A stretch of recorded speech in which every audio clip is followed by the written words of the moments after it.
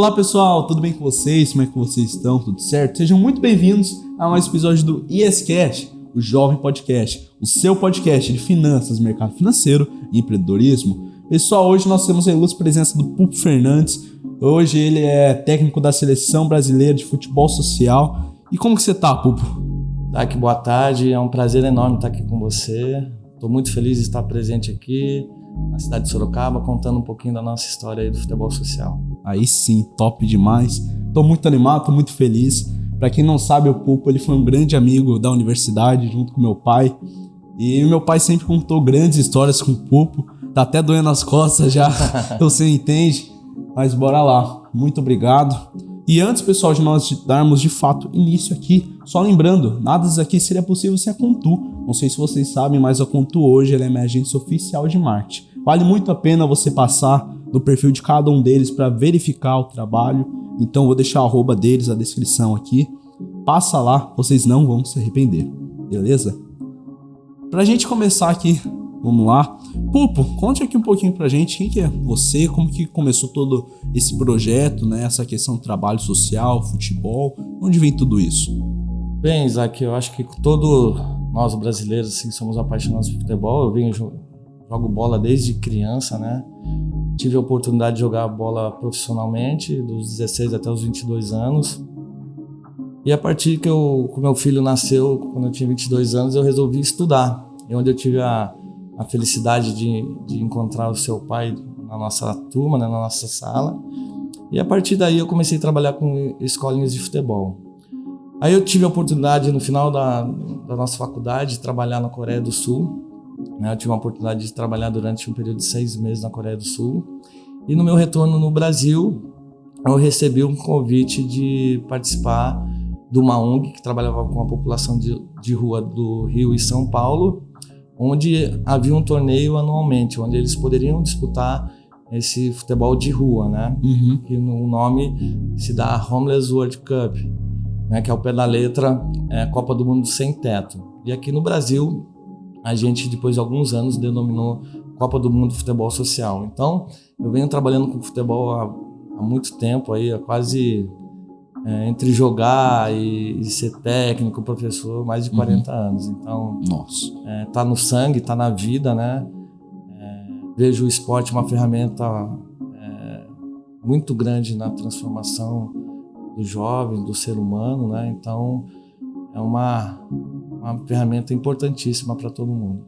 Muito legal, parabéns por todas as certificações. E é uma coisa, Pupo, que a gente não vê muito, né? Porque a maioria, quando fala de futebol, só olha, por exemplo, o jogador que tá em time europeu ou Copa do Mundo. Exatamente a Copa do Mundo, e a gente não vê, talvez, as outras causas sociais e diversos outros jogos de futebol que vão além de só competir por conta de uma taça ou alguma medalha ou certificação. Sim, e é legal que em 2004, quando nós assumimos a Seleção Brasileira de Futebol Social, a OCAS, né, que é uma organização que trabalha com a população de rua de São Paulo e Rio de Janeiro. Ela é uma revista publicada hoje bimestralmente, mas antes ela era mensalmente. Então essa revista era elaborada por jornalistas, advogados, professores, e vendida por essa população em situação de risco. Risco do quê? De moradia. As pessoas que moram em albergues em São Paulo, Rio, que é o grande centro, e essas pessoas vendiam essa revista. Então, com essa revista era um meio deles saírem da rua, um meio de fazer essa transformação na vida deles.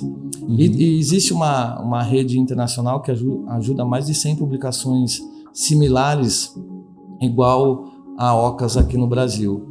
E aí, INSP teve a ideia do quê? De reunir esses vendedores do mundo e ter um futebol como pano de fundo para estar discutindo a situação de cada país em relação à revista, em relação à moradia. Então, houve essa ideia, né, de criar a Homeless World Cup.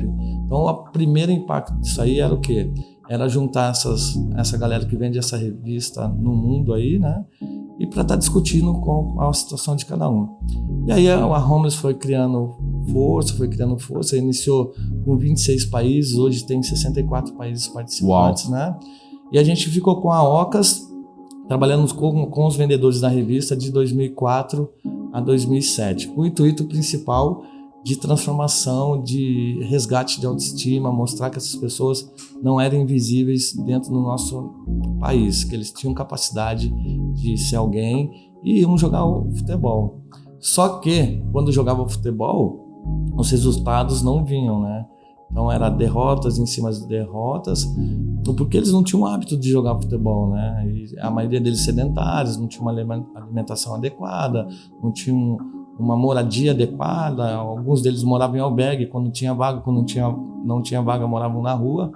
Então, a gente levava essa galera com um resgate, principalmente de autoestima, e mostrar que eles tinham, eram capazes de sair dessa situação.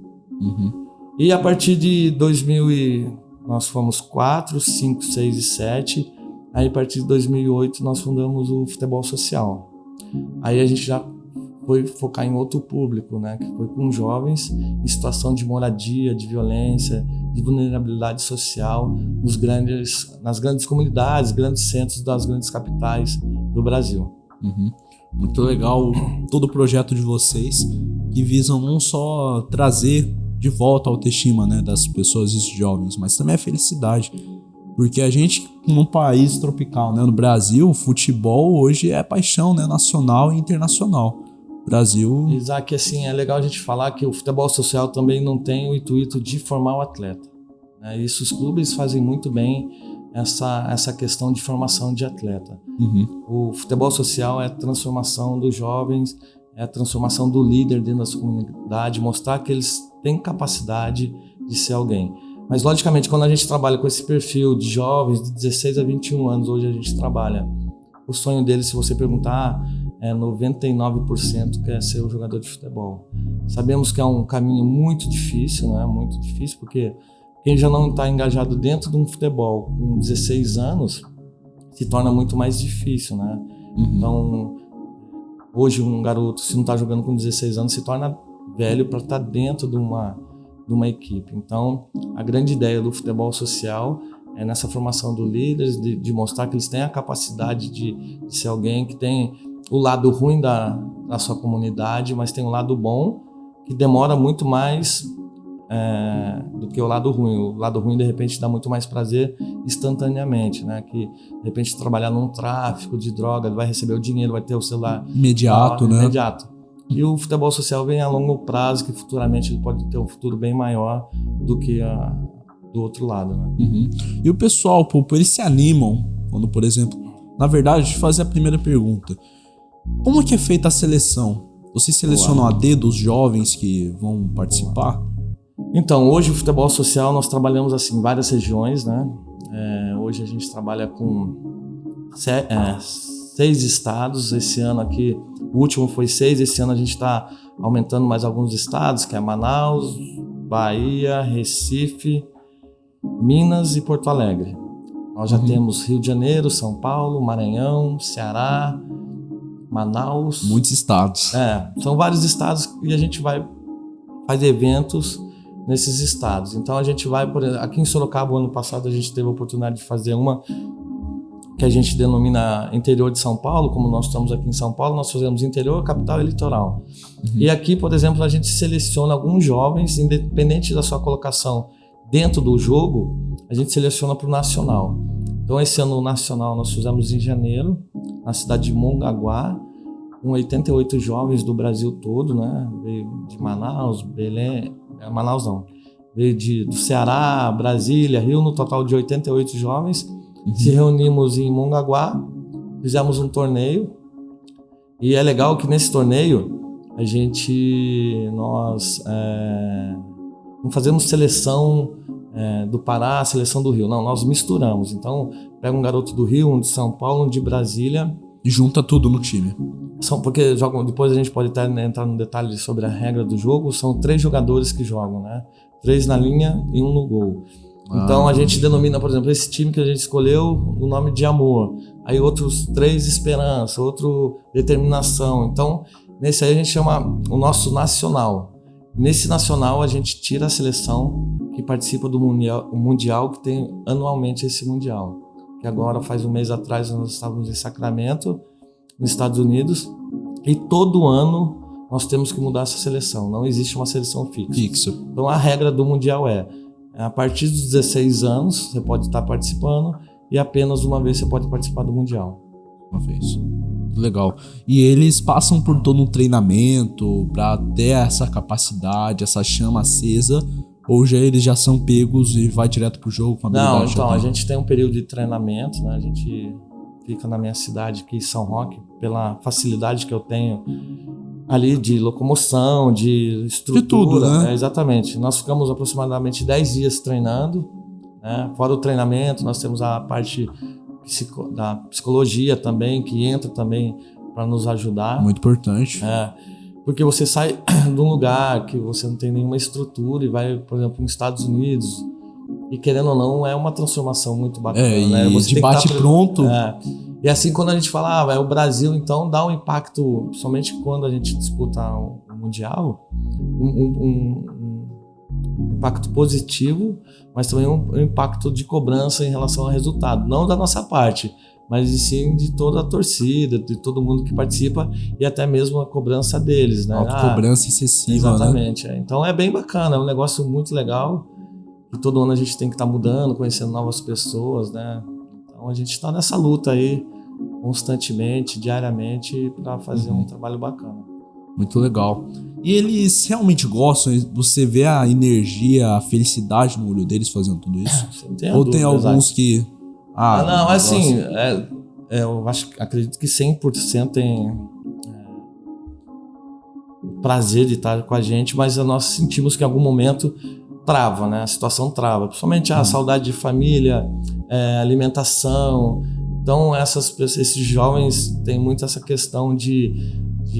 por conta de crescer, né, num ambiente muito familiar junto, né, da comunidade. Eu não falo nem familiar, mas eu acho que eu vejo mais nessa questão, sim, lógico que tem um ponto familiar, mas eu vejo muito mais essa questão aos jovens, assim, namoradas. Sim. Essa questão de, deixei minha namorada lá, toda hora tem que pegar meu celular, tá vendo que se ela tá me ligando, se tá mandando mensagem, não posso ficar perto de uma menina, porque senão minha namorada vai ver. Então, algumas coisas em relação a isso aí atrapalham um pouquinho. Mas a transformação é imediata. A transformação desses jovens, quando disputam o Mundial, é uma transformação assim, muito grande, que a gente consegue enxergar a partir do momento que eles voltam para o Brasil. Muito legal. Uma pergunta aqui, uma pergunta um pouquinho polêmica. Vamos lá. Você prefere Cristiano Ronaldo ou Messi? Eu prefiro o Messi. Por quê? Me convença do contrário. O Messi eu acho que é um futebol muito mais natural, de arte, de... um futebol que a gente brasileiro está acostumado a jogar. O Cristiano é um ótimo jogador, mas eu acho o Cristiano muito mecanizado, né? Muito robô, né? Muito robô. Então ele bate muito bem na bola, é um cara que cabeceia muito bem, né? Mas o drible dele, de repente, não é um drible que tem uma ginga como o Messi tem, né? Então eu sou muito mais o Messi nessa questão, mas se você perguntar se eu sou Cristiano Ronaldo, Messi, Neymar, eu sou Neymar. Por que o Neymar? Porque além de ser brasileiro, eu acho que o futebol dele é muito mais alegre do que esses outros jogadores. Muito dribles diferentes, raciocínio muito rápido. Então, eu sou muito mais o Neymar nessa questão. E também porque eu sou santista. Entendi. Então nem vou falar meu time aqui pra não gerar polêmica aqui. Pra não dar briga. Muito legal. Eu fiz essa pergunta pra você, porque assim, todos os jogadores hoje que eu vejo são os melhores no mundo. Eu vejo que eles têm uma coisa em comum. Eles tiveram que ter eu chamo de IVP. Índice de viração própria. Eles tiveram que ter um IVP tão grande ao ponto de, por exemplo, o Cristiano Ronaldo, gosto bastante dele. Ele com 14 anos teve que sair da casa dele para começar a treinar, jogar futebol. 14 anos, minha idade, largar família, namorada, tudo que ele tinha, sonhos, objetivos, para focar em uma coisa só. Mesma coisa para todos os outros. Eu vejo que não é só ele. Hoje, onde nós enxergamos esses jogadores hoje, é o mais fácil que eles estão. Mesmo que sejam jogos difíceis, a vida deles hoje é muito mais fácil do que antes. O processo de chegar é muito doloroso. Então, com certeza. Não é nem o ponto de começa, né? O processo é muito doloroso. Onde eles estão hoje é um paraíso. Então, para eles chegarem até esse processo, é um processo doloroso. Que muitos ficam no meio do caminho, por causa de não aguentar todo esse processo. Então nós temos que tirar o chapéu para todos os jogadores que chegam nessa situação que estão hoje. Sim, e até mesmo os jovens, né? Eu gosto também bastante do Mbappé. Cara, quantos anos ele tem? 24? Você fez uma pergunta que eu não... 24 anos deve ter? Ele fazendo um show. Ele fazendo um show. Então, hoje, futebol, assim... eu vejo que o futebol hoje virou muito mais comércio, né? Se você vê o absurdo que estão pagando pro Neymar aí jogar... No Al Hilal, né? Cristiano Ronaldo, Messi. Todo mundo foi pra time. E a gente vê aqui no Brasil, por exemplo, apenas 5% dos jogadores profissionais, se não me engano, de 5 a 10%, não sei o número exato, ganham mais do que 2 salários mínimos. Então, 90% desses jogadores ganham um salário mínimo, dependendo do clube para sobreviver, em relação à alimentação, moradia. De repente, esses jogadores encaixariam no nosso projeto. Eles estão em situação de risco também. Se então o clube vai mal, eles são mandados embora. É vulnerável, né? Exatamente. Pode acontecer a qualquer momento. Com certeza. E esse dado me assustou porque um jogador em um clube, um salário mínimo. Um salário mínimo. Então, assim, é muito fácil cair. E é jovem, como você falou, 16, 17, até 20 anos. Muito fácil cair, pronto, acabou. Imagina pro jovem. E muitos deles largam o estudo, né? Que eu sempre falo para esses jovens que nos acompanham. Que o estudo ninguém tira de você, ele é eternamente. Namorada pode tirar, carro pode tirar, emprego pode tirar, mas o estudo, se, por exemplo, eu me formei em educação física, eu vou morrer com o meu diploma de educação física. Ninguém vai tirar de mim, independente do que eu faça, o que eu não faço. Então, ele vai ficar eternamente comigo. Então, eu falo para esses jovens que, se não der no esporte, que você estude para estar no meio do esporte, né?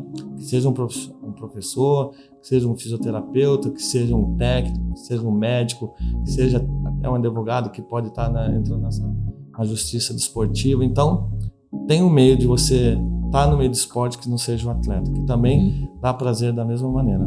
Que legal, isso eu não sabia também. É muita coisa que a gente acaba não pensando, né? Você falou sobre advogado desportivo. Exatamente. O que trata isso aí? Tem algum, além desse, quais são os outros trabalhos? Tem vários trabalhos de defender jogadores, quando é suspenso, os clubes, quando toma algum tipo também de punição, ou até mesmo a assinatura de um contrato, tem que ter um advogado para estar vendo as minutas. E eles precisam conhecer de futebol. Exatamente, tem que estar no meio da área desportiva, né? Que tem uma lei desportiva, né? Nossa, que loucura pensar que exatamente. O mundo é muito grande, né? Do esporte, exatamente. Do esporte tem muita coisa a ser explorada. Exatamente. Porque assim, a gente pensa, é só o atleta, né? É só o futebol, o jogador de futebol. Mas pra gente ver hoje, quantas pessoas... Hoje, num atleta profissional, vamos colocar um de alto nível aí, atrás de um Cristiano Ronaldo, quantos profissionais tem atrás dele? Nossa. Tem uma empresa de marketing, tem um fotógrafo, tem um nutricionista, tem um psicólogo, tem tudo que você imagina tem atrás dele. É um mundo muito grande atrás do atleta. Então, que está todo mundo envolvido dentro do esporte, né? Somente o atleta. E se a gente for para pensar, tudo tem um estudo, né, Pupo? Não é... Só, por exemplo, quero fazer uma faculdade de economia, finanças, investimento ou engenharia, que eu vou ter que estudar demais. Mas até mesmo no futebol. Sim, com certeza. Até mesmo futebol. Tem os profissionais que estudam e tem alguns que não estudam que jogam, né? Que dá o show ali. Mas consegue. Que é um estudo totalmente diferente dos outros, mas que estuda também. E cada pessoa estuda da sua forma, exatamente, né? Eu sou uma pessoa que sempre gostou de colocar em prática. Então, na escola, até hoje, né, que eu tô no 9º ano, mas mais tarde eu vou assistir esse podcast, eu vou lembrar dessa época. Mas, por exemplo, hoje lá na escola, a gente aprendendo sobre álgebra, tudo aquilo na parte de matemática, né, fórmula de Bhaskara. Eu não sou uma pessoa que fica lendo a apostila, só o livro, e não vou aprender. Eu preciso ensinar para alguém, eu preciso colocar em prática, eu preciso fazer exercício. Eu aprendo dessa maneira. Eu não ia bem nas provas quando eu tava no 1º, 2º, 3º ano até o 4º, porque eu só queria ler e deixava o conhecimento parado. Então, cada pessoa tem sua maneira de aprender. Tanto Com certeza, e é uma coisa engraçada que hoje eu tenho 2 escolas de futebol em São Roque, eu dou aula de educação física num colégio também em São Roque, no CB Coque. E assim, quando eu fazia faculdade, eu não ligava muito pro estágio, né? E hoje eu vejo que o estágio, você na parte prática, no dia a dia, você trabalhando, você aprende também, de repente, até muito mais do que você está dentro da faculdade. Sim. E, por exemplo, quando você pega esses jovens pra jogar, você precisa ensinar o básico pra eles? Do básico, Não. assim, do estudo A ou gente chega a não? um projeto, chega um momento da nossa situação que o nível técnico deles são meio que iguais ali. Então, eles já sabem o beabá do futebol. Lógico que a gente aplica as regras, né? Como eu falei para você, de repente a gente tem que falar um pouco dessas regras, como se joga. O futebol social é um futebol, porém com umas regras totalmente diferentes do nosso hábito que a gente está aqui, do beach soccer, do futebol de 11 e do futsal. Então, hoje o futebol social é uma dimensão menor, ela tem 22 metros de comprimento. É feito no campo gramado mesmo, ou não? Pode ser em qualquer tipo de piso. Os primeiros mundiais, por exemplo, na Áustria, foi dentro de uma praça pública, no piso da praça. Concreto. Hoje é num piso sintético, mas já aconteceu em vários pisos, né? Então, assim, o campo é 22 metros de comprimento por 16 de largura. Ele é todo cercado, a bola não sai. Ele tem uma estrutura de 1 metro de altura. Então é um caixote. E o gol, ele tem 4 metros de comprimento por 1,20 de altura. Então é um gol bem baixo, porém ele é muito bem comprido. largo. Então joga o goleiro, que tem uma área, um raio de 4 metros. Essa área é apenas do goleiro, ninguém pode mais pisar nessa área a não ser o goleiro. E jogam 3 jogadores de linha. 2 tempos de 7 minutos. Se eu perguntar para você, 7 minutos é bastante ou pouco dentro do futebol? Você cansaria? Olha, se fosse pra jogar alta performance, eu cansaria. Então, assim, pra eu decidir se o meu time ia ganhar ou não, em 7 minutos eu ia jogar nesses 7 minutos, 7 minutos de intensidade, de muita velocidade, muita força. Porque o jogo vai ser decidido em cima desses 7 minutos. E a bola não sai, são 2 tempos de 7 minutos. Então, ou você tá com a posse de bola ou você tá marcando. Existe outra regra específica dessa modalidade. Quando você tá no campo de ataque, você pode atacar com os 3 jogadores. O goleiro, ele pode ir pra linha? Não, né? Pode. E porém, a defesa, você não pode voltar com os 3, você tem que ficar com 2. Então você ataca com 3, defende sempre com 2. Se voltar o terceiro homem e for uma situação de gol, alguma coisa assim, é dado o pênalti. Então são 7 minutos muito intensos. Então é muito cansativo. Esse ano, por exemplo, eu levei um garoto que faz hoje, tá super em modo X1. O X1 é jogado num campo grande, né, de society, por exemplo, que é 1 contra 1 com o goleiro. Sim. Ele falou que ele cansa muito mais o futebol social e é tempo de 20 minutos. Muito mais o futebol social de 2 tempos de 7 com 3 jogadores na linha do que ele 1 para 1 no X1. Então cansa muito mais, é muito intenso, muita velocidade, muita força. Você tem que decidir tudo ali nesses 2 tempos. Rápido, e tem rápido. Intervalo? Tem, né? Tem intervalo de 2, 3 minutos. 6 minutos. É muito rapidinho. Então, e durante o dia a gente joga no Mundial entre 3, 4 partidas assim diariamente. Então, por exemplo, agora nos Estados Unidos, a gente pegou lá em Sacramento 42, 43 graus, 6 horas da tarde. Então tava muito calor. Então, muito quente. Além de ser quente, o piso também esquenta muito, né? Então foi bacana, mas foi muito doloroso nessa questão da temperatura, judiou bastante. E agora eu refletindo aqui, que eles têm muita mais preparação física do que, assim, muitos atletas, né?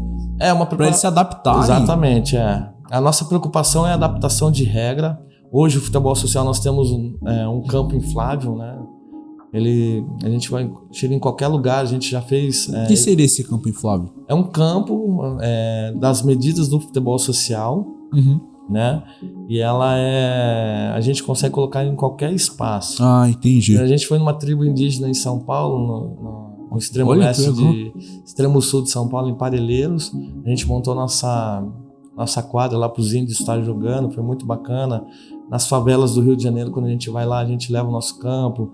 Aqui no interior, na capital, a gente sempre leva o nosso campo, porque a gente consegue levar ele de carro. Agora, quando a gente viaja de avião, a gente tem uma estrutura que a gente usa o praticável para fazer o campo. Então, é bem bacana, é uma modalidade que a gente consegue colocar em qualquer espaço, né? Dentro de uma quadra poliesportiva, a gente consegue, de repente, montar 2 quadras de futebol social, não apenas uma. Então, assim, é um esporte que a gente sonha, né? Nós do futebol social, em ser o maior projeto social do Brasil.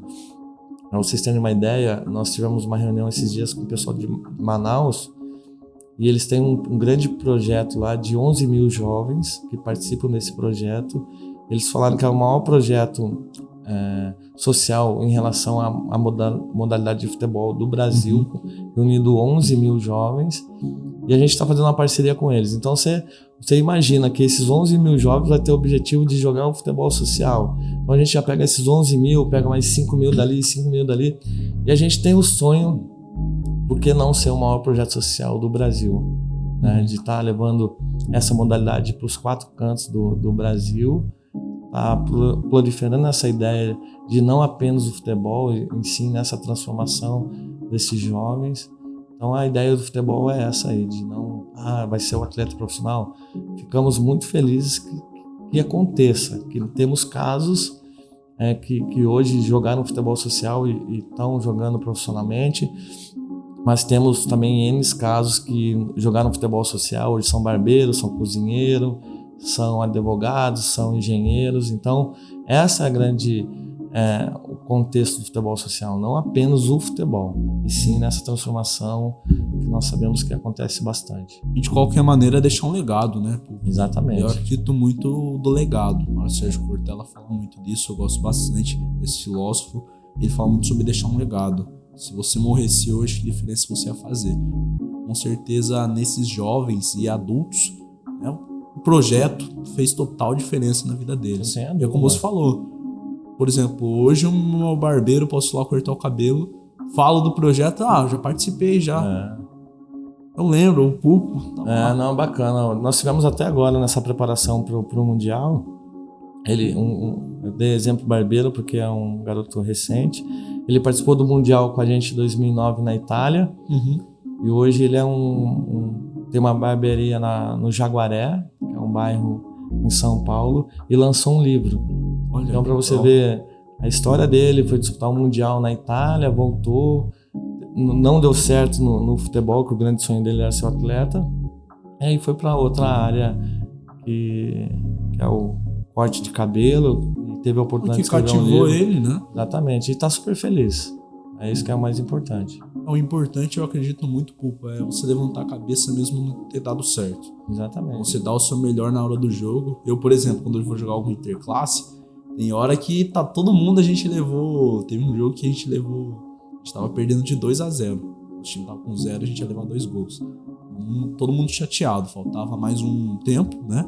De 30 minutos.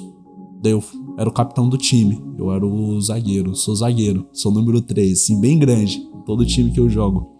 E daí eu falei com eles. Não, a gente precisa dar o nosso melhor. Eles, não, a gente já deu o nosso melhor já. Eu falei assim, a gente tem 30 minutos pra virar o jogo. Ou a gente ganha ou não ganha. Era a final. A gente tava jogando contra o nono A. Sou do nono C. Então, aí virou rivalidade, né? Aí virou rivalidade. No final a gente empatou o jogo, 2-2. E a gente conseguiu. A gente empatou, daí a gente teve mais um jogo. Só que daí a escola só largou o projeto só. Por exemplo, esse ano nós ficamos em 3º lugar no Mundial, né? Nós perdemos a semifinal para o México. E o México sempre é a nossa pedra no sapato, né? Já fomos campeões em cima do México. Hoje o Brasil é tricampeão mundial, né? Nós ganhamos no Rio 2010, 2013 na Polônia, 2017 na Noruega. E alguns anos agora que vem assim, a gente vem perdendo principalmente pro México. E o México tem um projeto similar ao Brasil, com jovens em situação de moradia precária, vulnerabilidade. Porém, eles têm um grande patrocinador, que é a Telmex, que é do Carlos Slim. Não sei se você já ouviu falar dele. Ele já foi o homem mais rico do mundo. Hoje ele deve estar entre os 10, mas ele já foi o homem mais rico do mundo. Então ele abraçou, ele é dono da Claro, por exemplo, aqui no Brasil. Sim. Então ele é muito poderoso, muito rico. Então ele abraçou esse projeto, coisa que aqui no Brasil a gente não tem um padrinho tão forte. Aí já tem uma diferença já. E aqui no Brasil, e nós perdemos o México de 1-0. E eu tô nesse projeto aí há quase 20 anos, né? Não conto o período da pandemia, que não teve os mundiais na pandemia. E eu nunca vi um resultado e foi 1-0 pro México. E não existe esse resultado 1-0, 0-0. É um jogo de muitos gols, né? Então, assim, a gente tomou um gol no final do primeiro tempo, não conseguimos reverter o jogo e perdemos o jogo. Fizemos 13 jogos, né? Com 12 vitórias e apenas essa derrota. Então, a gente saiu de uma forma meio dolorosa, assim, do Mundial, de não ter conseguido chegar na final. Aí, na final foi México e Chile. O Chile foi campeão, foi tricampeão mundial, Hoje tem 4 títulos o México, 3 Chile, 3 Brasil, acho que a Itália também deve ter 3 mundiais. Então, acho que a América Central, a do Sul, meio que... América Latina em si. Domina entre o Brasil, Chile e México. E tem alguns países da Europa que jogam isso aí? Sim, todos os países, assim, são 64 países que participam, né?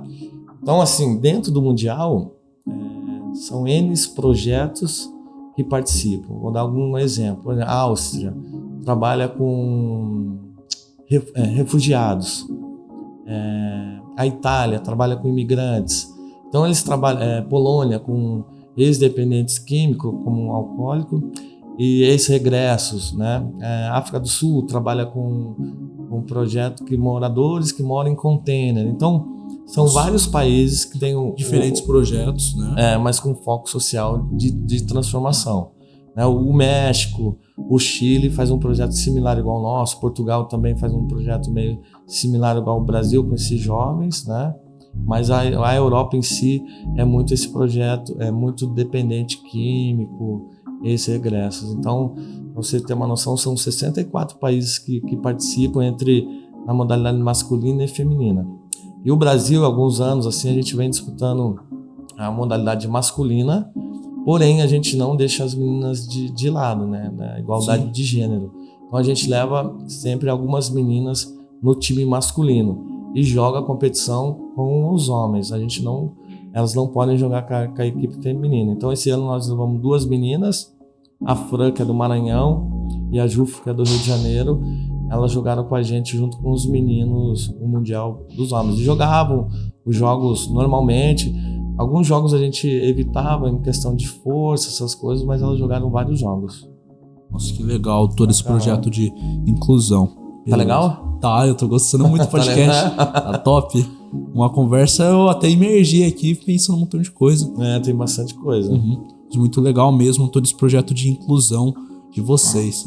E, Pupo, você falou que gosta muito de futebol. Quando você jogava na escola, provavelmente, né? Na faculdade. Qual posição você jogava? Você jogava como atacante, futsal? Eu joguei lateral, zagueiro, volante. Então eu ficava mais ali do meio para trás. Né? Eu tive a oportunidade com 16 anos de estrear numa equipe profissional da minha cidade, né, no Paulistano. Com 16 anos tive a oportunidade de ficar num período de treinamento também no Guarani de Campinas. E aí eu fui jogando, me profissionalizei com 19 anos, né? Mas joguei dos 16 até os 19 anos no profissional. Aí em 2022 eu fui jogar em outra cidade que era Suzano. Aí eu falei, quer saber uma coisa, não adianta. Não vou ficar trocando 6 por meia dúzia, quero estar dentro do esporte, porém vou estudar. E é onde eu fui para a faculdade. Nossa, que legal. Hoje eu jogava contra seu pai. Sim, ele falou que hoje meu pai ele é ex-atleta, né? Ele falou que jogava muito como zagueiro também, porque ele é forte, né? Ele jogava como zagueiro, tudo. E sempre jogou muito com você. Hoje eu jogo como zagueiro, né? Alto, né? Alto. No futebol eu jogo como zagueiro e no futsal mesmo eu jogo como zagueiro fixo. Então eu fico do meio pra trás, ajudo o goleiro. E gosto muito da posição. Eu nunca me dei bem em acertar o gol mesmo. Mas na hora de quebrar joelho eu apareço. Você é o carobão, né? Eu sou o xerife. A princípio, em novembro desse ano ainda eu vou ter uma interclasse na minha igreja. E a gente tá fazendo treinamento hoje mesmo, depois do podcast fui lá treinar com o pessoal. E o nosso time tá bom até. Tá bom. Futsal? Futsal. Daí o time é constituído pelo goleiro, eu como fixo e 2 ala. E o pivô lá na frente. E o pivô lá na frente. A gente tá jogando com isso. E eu gosto muito do futebol porque, assim, o futebol, além de conectar não só na parte física, ele conecta corações, né? Eu vejo ele tem isso esse lado muito... da sociabilização, dessa questão de fazer amizade, né? Eu acho que é importante essa questão. Porque hoje a gente vive num mundo... Tudo que a gente aprende em escolinha de futebol, na minha época eu aprendia na rua. Então eu brincava muito na rua. Então assim, a gente tinha a rua como a nossa área de lazer.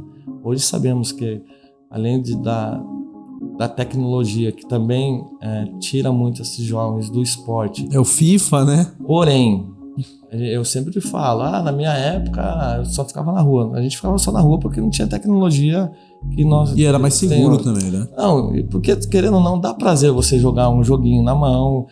Na minha época eu tinha um Atari e minha mãe falava, 1 hora. Eu jogava 1 hora. Se é 2 horas, eu jogava 2 horas. Se é 3 horas, eu jogava 3 horas.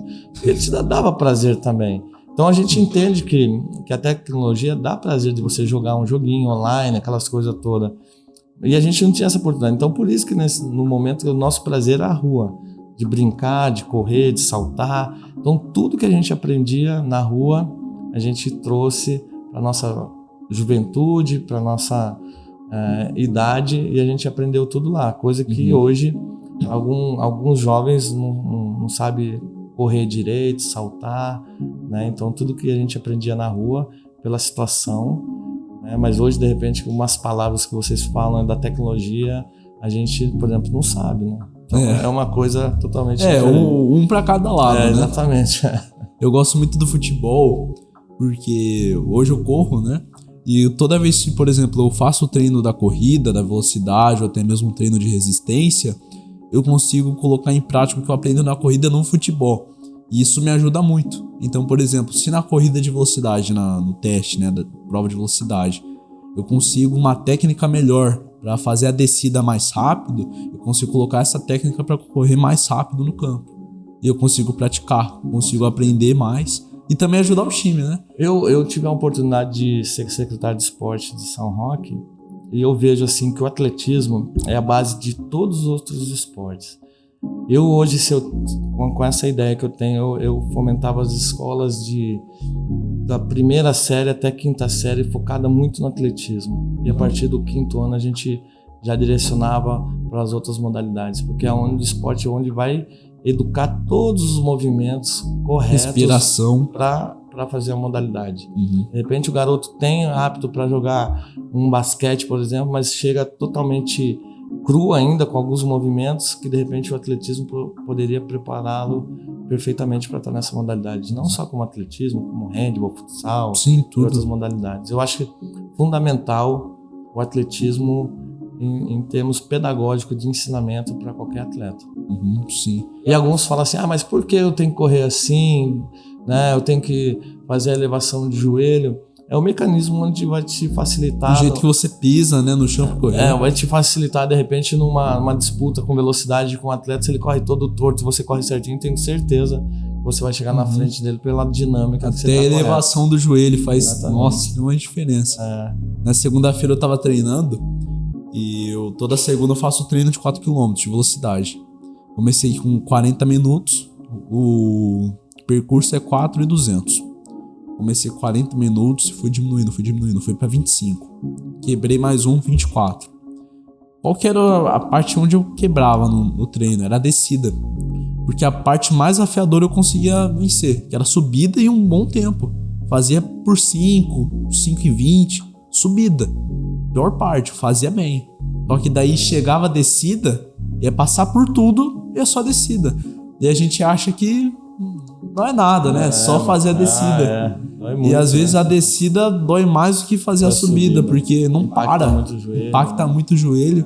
E eu aprendi que tendo a elevação certa do joelho, fazendo tudo, o tipo de pisada, daí eu consegui. De 24 eu fui pra 23. Agora eu quero chegar pra 20, tirar mais 2 minutos. E é tudo técnica pra descida. Meu pai é um cara que vai te ensinar bastante. E ele tava acompanhando. Então agora a parte que eu quero melhorar. Fiz a descida no último treino. Qual que foi a parte onde eu quebrei o ritmo? Foi na parte final. Tava chegando em casa, tinha ali um pontinho, o cérebro já falou, como eu já acabei, então acelerei só relaxa. Daí pronto. Daí veio a respiração ofegante, tava passando mal, quase desmaiando. Cheguei lá, 23 minutos, poderia ter feito em menos. Tava fazendo a descida, tava 17. Daria pra fazer em 20.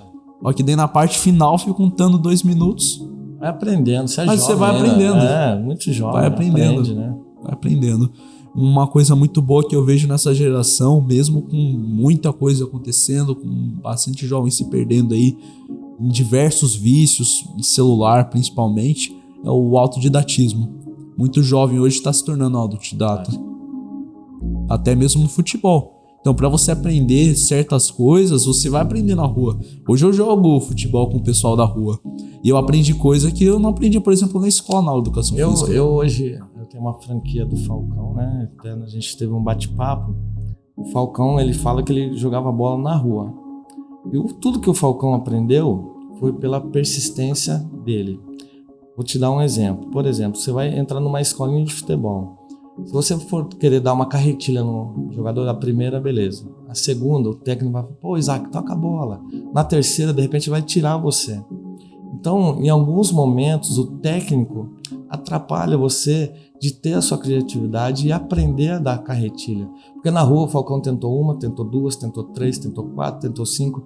A partir da sexta ele conseguiu e aprendeu.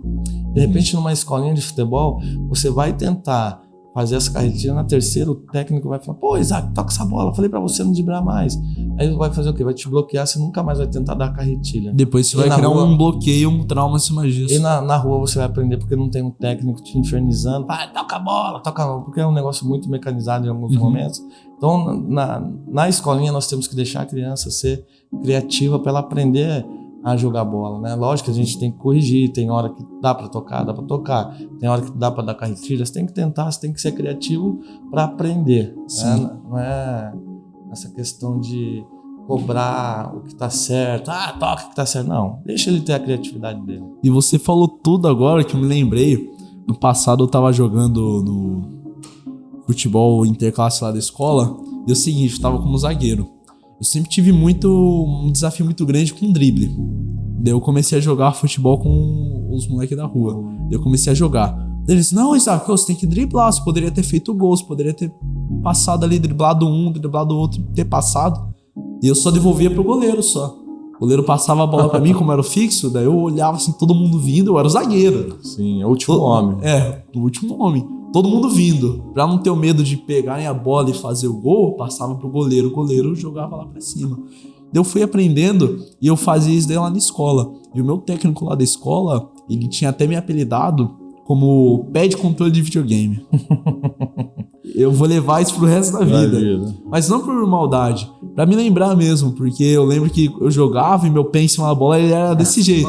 E meu drible, ele era baseado nisso. E todo mundo tirava sarro, ó, o pé de controle de videogame aí. Porque não tem o joystick, daí você fica rodando assim. E daí meu pé era exatamente da mesma forma. Só que daí eu fui usando a criatividade. Você pode usar sim a criatividade no jogo, em tudo. Em todos os esportes. E eu fui criando os meus dribles. E quando eu aparecia, por exemplo, com uma coisa que não era convencional, que eu mesmo tinha criado, todo mundo ficava surpreso. Porque muda o jogo, porque você cria. E isso deixa até o futebol mais divertido. Com certeza. Mais alegre. Você usa a criatividade. Eu falei pra você, o Neymar pega a bola, você não sabe o que ele vai fazer. O Cristiano Ronaldo pega a bola, você sabe o que ele vai fazer. Isso aí, agora você tem um ponto.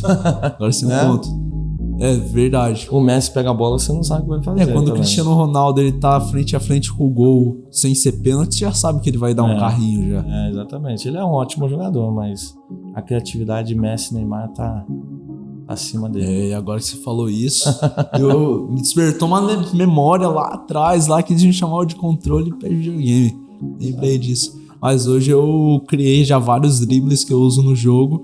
E eu me divirto, eu dou risada no jogo. E às vezes até o técnico, né, da igreja que a gente joga, a gente tá treinando interclasse, e fala assim, por que você tá dando risada, Isaac? Eu falo, eu tô me divertindo. E tá todo mundo tenso. No ódio, intenso, todo mundo suado. A gente pode estar perdendo, mas eu tô jogando com diversão, com criatividade. E Pulpo, pra gente finalizar aqui o podcast, o que você deixaria pra essa geração sobre o futebol? Deixe suas considerações finais aí. Bem, antes de eu deixar minha consideração final, eu vou falar um pouco do futebol social. Hoje a gente trabalha com lei de incentivo, né? Para estar fazendo todo esse processo de circuitos nacionais e nacional. Nós temos 2 leis de incentivos aberta, né? Quem quiser tá fazendo a captação, nos procure no site. Eu não sei se eu falo o site, vocês colocam embaixo. A gente coloca, pode deixar. O site é www.futebolsocial.org. Nosso Instagram é futebol.social. Nós estamos abertos, né? O ano passado nós tivemos 2 empresas que nos abraçou, que foi a Sul América Seguros e o Nubank, né? Esse ano a gente até agora não conseguiu fazer essa captação. A gente depende muito disso aí para o projeto viver. Nós temos um patrocinador fixo, que é a CNC, que é a Confederação Nacional do Comércio.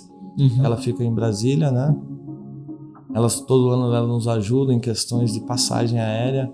É uma das despesas que a gente tem para participar do Mundial. E eu vejo o futebol assim, como lá no início a gente conversou, como um instrumento, uma ferramenta fundamental na transformação. Então eu vejo qualquer tipo de esporte, não apenas o futebol, ele consegue transformar as pessoas desacreditadas em campeões, em jovens talentos, e também consegue transformar pessoas desacreditadas em advogados, em engenheiros, em médicos, tudo com essa ferramenta do esporte. Nós tivemos agora, por exemplo, nos Estados Unidos, onde é totalmente diferente como é tratado o esporte lá, como aqui a gente no Brasil. Lá todas as escolas, existem as escolas particulares, existem. Do fundamental, do infantil, fundamental 1 e 2, a maioria das escolas são públicas, né? Com uma estrutura fantástica, assim, estrutura que a gente não tem em clubes particulares aqui no Brasil, por exemplo, com 4 campos, 10 piscinas, 10 quadras de tênis. As escolas nos Estados Unidos têm. Os campeonatos deles são muito fortes, os dos ensino médio, os high school que eles falam, né? Sim. E também a universidade. As universidades, por exemplo, nós ficamos dentro de uma universidade de Sacramento, onde tinha aproximadamente 40 mil alunos dentro dessa faculdade. Então o local que a gente ficou era o alojamento da faculdade e tinha vários blocos e eles pagam aproximadamente $2.500 por mês de moradia e alimentação, fora a faculdade, que também acho que é em torno disso daí. Porém, os atletas, eles ganham bolsa para estar dentro dessas universidades. Então, a maioria dos atletas ganham bolsa. Então, esses jovens que estão no ensino médio, indo para a faculdade, eles se dedicam muito no esporte para conseguir a faculdade, porque a faculdade lá não é pública. Todas as faculdades dos Estados Unidos são particulares. Então, eles se dedicam muito ao estudo, muito ao esporte, para chegar nesse nível que eles chegam. Então, a gente faz uma comparação, por exemplo, Olimpíadas. A gente vê o número de medalhas que os Estados Unidos têm, os outros países embaixo. A China está chegando um pouco próximo, mas o restante é muito abaixo. Por quê? Eles associaram muito a educação com o esporte. Então, ali vai ter vários atletas. Cada ano que você vai ver, vai ter um nadador top, uma ginástica olímpica top, um cara do atletismo de alto nível. Então, por esse processo. E aqui no Brasil a gente faz totalmente diferente, né? A gente não tem um campeonato escolar forte, nós não temos o campeonato de universidades forte, então é um processo totalmente diferente. E eu vejo que o esporte, junto com a educação, tem resultados muito positivos. Então eu vejo que o esporte é uma ferramenta de transformação gigantesca na vida de qualquer um. Muito legal. Pulpo, muitíssimo obrigado pela sua presença hoje no YesCast. Eu gostei muito desse podcast, falar a verdade pra você. Me lembrei de muitas coisas aqui e com certeza fez muita diferença na minha vida, no meu futebol, no meu estilo de corrida. E só me faz ter mais amor pela parte física, né? De continuar me cuidando e com certeza buscar alta performance em todas as áreas da minha vida. E antes da gente acabar, eu gostaria de dar aqui esse presentinho que a produção preparou pra você, caderno do YesCast, pra você ter uma lembrança. Cara, esse daqui eu vou usar muito, sabe como eu vou usar esse aqui, Isaac? Como? Nos meus eventos que eu faço, eu uso um caderno, né? E eu vou anotando, porque daí você vai jogar lá, eu não pego o nome do Isaac porque o jogo é muito rápido.